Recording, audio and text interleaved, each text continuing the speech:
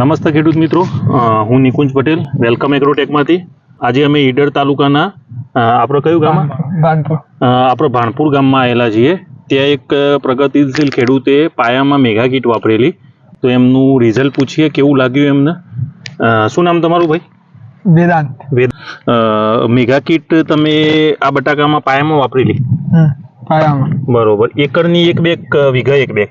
એકરે એક બેગ વાપરેલી. અત્યારે આ વેરાયટી કઈ છે તમારી? ફાઈસોના. કેટલા દિવસ થયેલા છે? 45 દિવસ. 45 દિવસ થયેલા છે ખેડૂત મિત્રો. તમે જોઈ શકો આ બટાકાની વેરાયટીમાં ફાઈસોના વેરાયટી છે.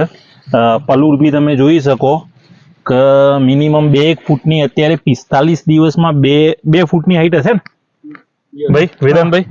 2 ફૂટની હાઈટ અને પલુર એકદમ ગ્રીનરીમાં, નેચરલ ગ્રીનરી ને સ્ટમ્પ બી જોઈ શકો. આવો ભાઈ, લાવો નજીક જરા, અહીંયા મૂકવાના.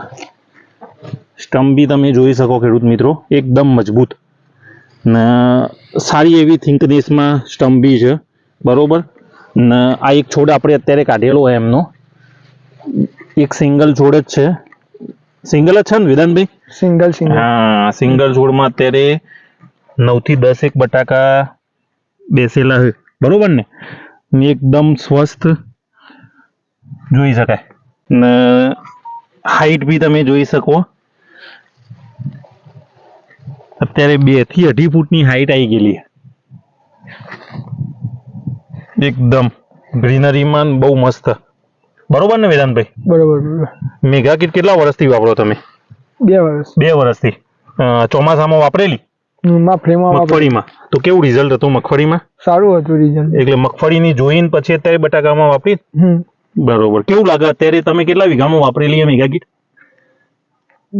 એટલે કેટલા એકરમાં? 5 એટલે 5 એકરમાં વાપરેલી.